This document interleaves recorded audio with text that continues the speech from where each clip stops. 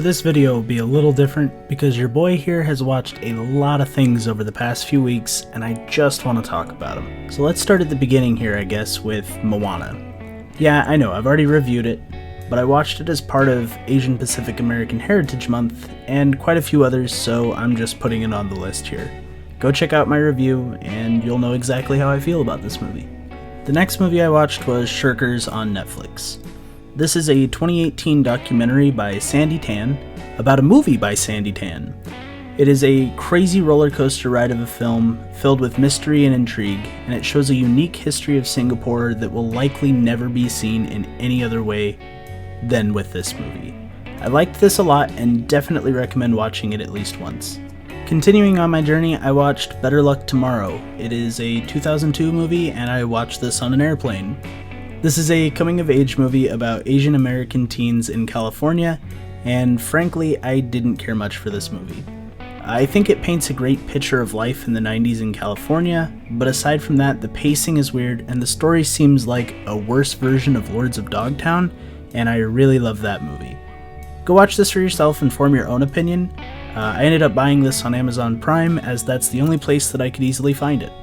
Then late at night one night, I watched the 1990 film Come See the Paradise starring Dennis Quaid on my cell phone. I also purchased this movie, however, I found this one over on Vudu. Come See the Paradise is about a Japanese internment camp in the United States. Well, multiple internment camps. It's also a romance movie, and it definitely feels like two ideas that don't really mesh well in execution. I will say, don't let my score fool you. I really enjoyed this movie and it paints a very unique perspective on life in the US during World War II.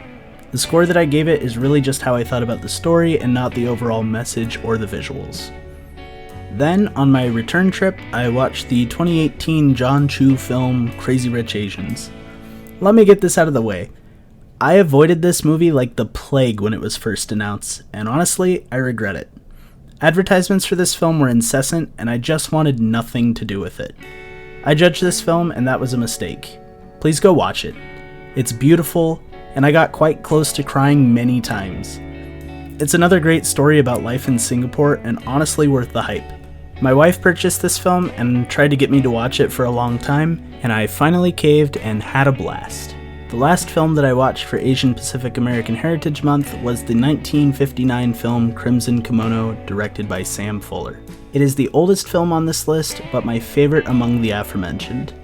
Fuller loved to make controversial films, and this nailed interracial relationships after World War II and the Korean War during a time when it was very taboo. This is a crime film with a side of romance and drama, and follows a Japanese American cop played by James Shigeta, who falls in love with a Caucasian American artist. I can't recommend this film enough. I also purchased this over on Vudu, and it was the only place that I was able to find it. Then, surprise, surprise, I watched and reviewed Megamind. You can go check that out on the channel. What's there to say about this movie? It's an amazing film and one of my favorite animated films.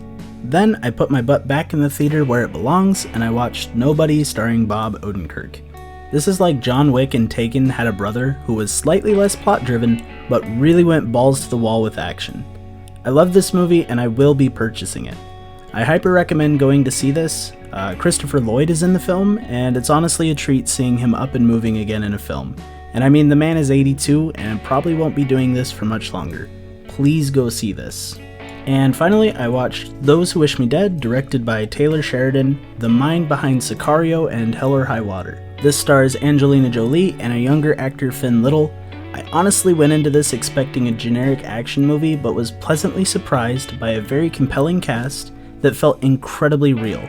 The plot is kinda whatever, but I genuinely felt a part of this world and was so sold by the emotions and the dialogue. I was also incredibly impressed by Finn Little's acting. It blew me away. This is a very solid film and worth going to see if you haven't already. And that's the list of what I've watched lately. Let me know if you've seen any of these films and what you thought.